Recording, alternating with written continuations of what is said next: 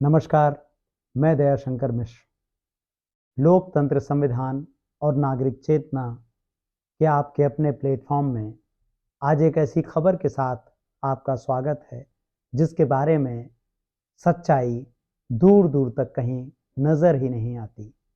हमने इस वीडियो को बनाने से पहले टीवी चैनलों को खंगाला, उन पत्रकारों के यूट्यूब चैनल और टेलीविज़न कार्यक्रम भी देखे जो लगातार ऐसे विषयों पर मुखर होने की दावे करते हैं, बातें करते हैं। अखबार देखे, लेकिन कहीं पर भी मनरेगा का नाम बदलने की जो असली कहानी है वो है ही नहीं। अंग्रेजी हिंदी अखबार सरकार की तारीफ में जुटे हुए हैं। यह बहुत ही विडंबनापूर्ण है कि एक ऐसी योजना का नाम, चरित्र और उसके प्रावधान पूरी तरीके से बदल दिए गए हैं जो ग्रामीण भारत की रीढ़ की हड्डी कही जा रही थी, जो असल में उन लोगों के लिए थी जिनके पास रोजगार का कोई सम्मानजनक साधन नहीं है। उनके लिए 100 दिन का रोजगार सुनिश्चित करना मनरेगा का सबसे बड़ा काम था। मनरेगा का नाम क्या था? मनरेगा का नाम आप सब जानते हैं, फिर भी सुनते चलते हैं ताकि याद रहे कि ऐसा कोई नाम भी था। मनरेगा यानी महात्मा गांधी राष्ट्रीय ग्रामीण रोजगार गारंटी अधिनियम। याद रखिएगा, गारंटी अधिनियम मतलब सरकार ने ये तय किया कि ये गारंटी है कि 100 दिन का रोजगार आपको मिलेगा। यानी मनरेगा काम देने की गारंटी थी। गारंटी काम देने की ही तो होती है। क्या आपने कभी सुना है कि काम छीनने की भी कोई गारंटी हो? और वो गारंटी सरकार देगी।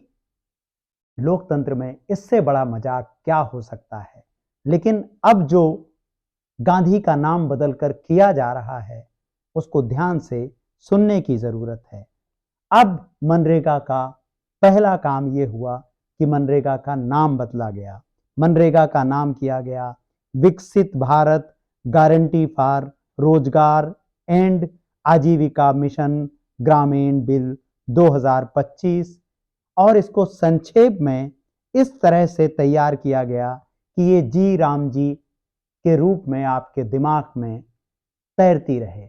जी राम जी यानी गांधी का नाम मिटाने के लिए राम की ओट ली गई। यह कितना विडंबनापूर्ण है कि गांधी जो राम राज्य की बात करते हैं, गांधी जो ग्राम स्वराज्य की बात करते हैं, उनके नाम पर बनी एक योजना जो गांधी के आखिरी आदमी के आंसू पोंछने का काम कर रही थी, कुछ हद तक कर रही थी, उसके पूरे चरित्र में बदलाव कर दिया गया है।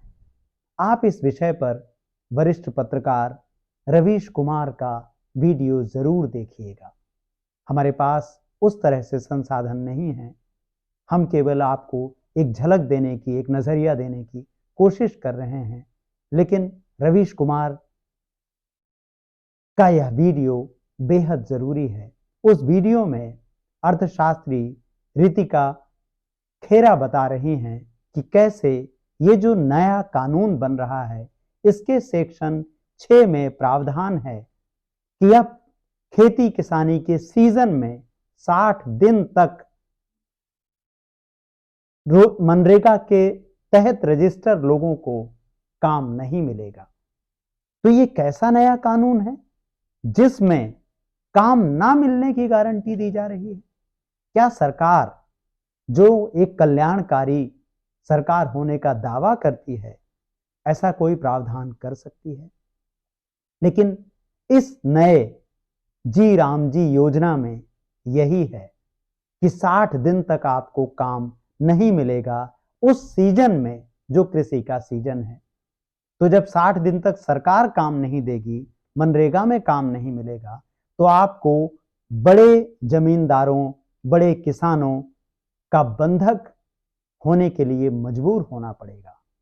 मनरेगा में लगभग 12 करोड़ खेतीहर मजदूर रजिस्टर हैं, ग्रामीण मजदूर रजिस्टर हैं। ये 12 करोड़ लोग जो किसी भी तरह जब काम नहीं मिलता था तो उनके पास एक गारंटी थी कि उनको काम मिलेगा, और इससे जो बड़े किसान थे, जो जमींदार थे, उनके साथ वह बात कर सकते थे कि हमको मनरेगा में इतनी मजदूरी मिलती है तो इससे कम में हम तब काम नहीं करेंगे जब आपको सबसे ज़्यादा ज़रूरत है।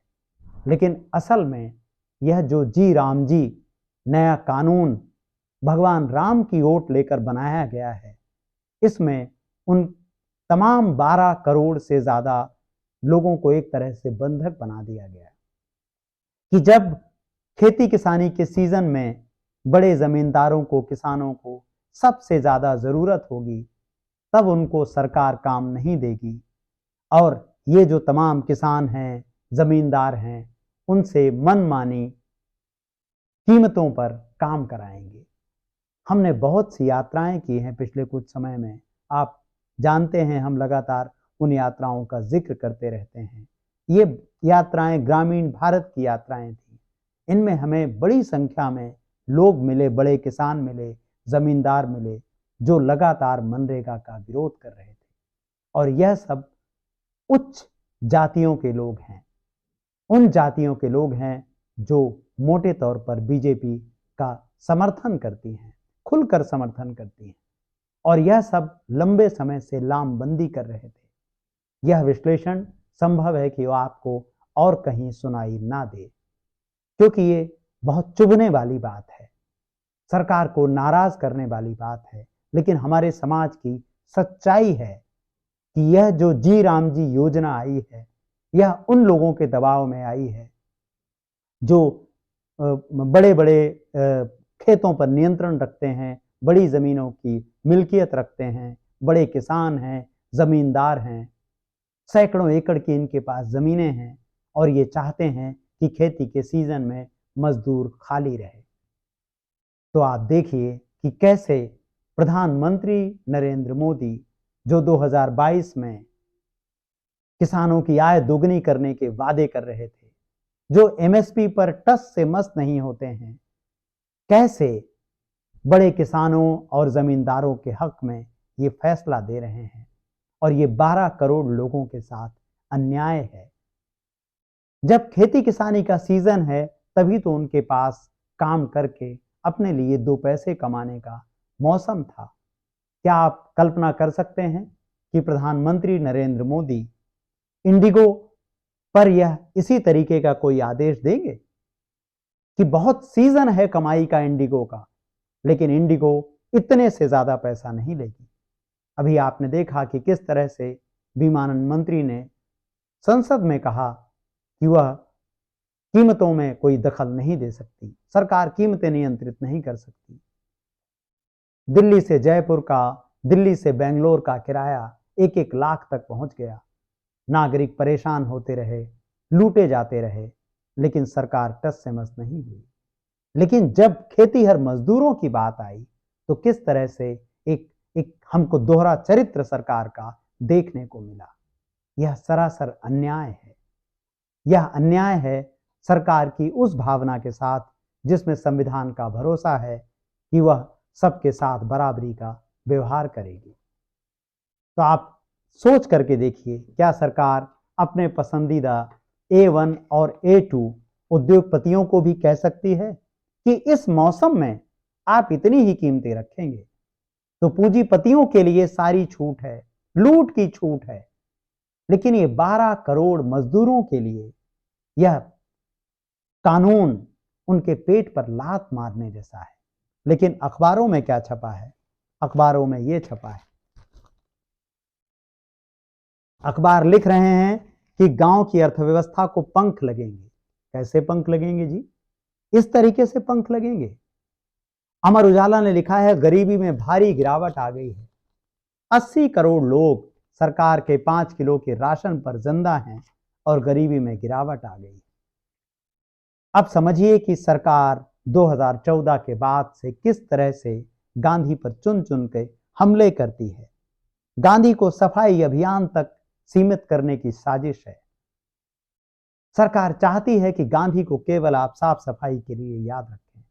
आपने देखा किस तरह से भारत के गली मोहल्ले शहरों नगर पालिकाओं तक में सफाई के डब्बे पर गांधी की तस्वीर लगा दी गई। कितने लोगों ने इसका विरोध किया। हम लगातार इसका विरोध करते रहे, लेकिन विरोध करने वाले वीडियो कितने लोग देखते हैं, इस पत्रकारिता का कितने लोग समर्थन करते हैं,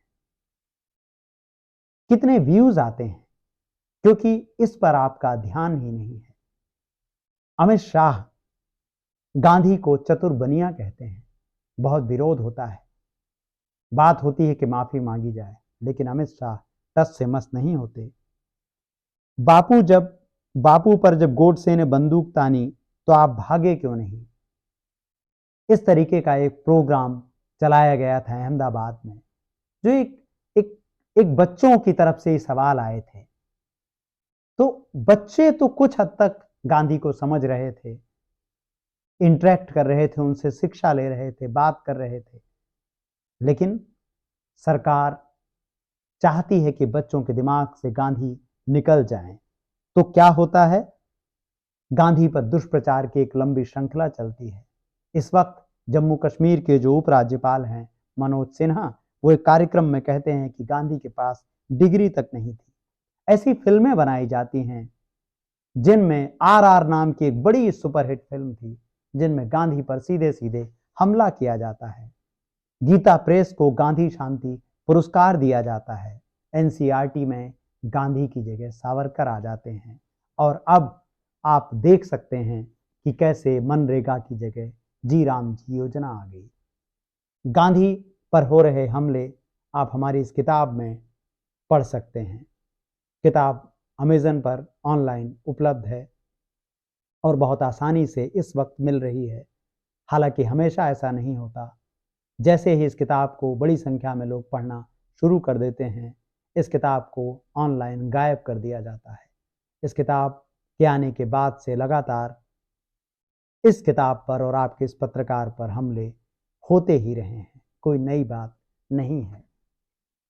तो अब देखें कि गांधी पर हमले की एक बड़ी श्रृंखला है कि मनरेगा का नाम बदलकर जी राम जी कर दिया गया है, लेकिन उसके चरित्र को बदल दिया गया है, उसकी सोच को बदल दिया गया है।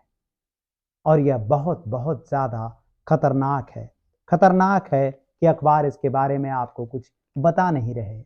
खतरनाक है कि पहली बार भारत में एक ऐसी व्यवस्था की गई है, एक ऐसा कानून बनाया गया है जो 60 दिन तक आपको काम करने से रोकेगा, जो कहेगा कि आपको इन 60 दिनों में हम काम नहीं देंगे, आप इन बड़े किसानदारों के, बड़े जमींदारों के, बड़ी जमीनों के मिल्कियत वालों के बंधक बन जाइए।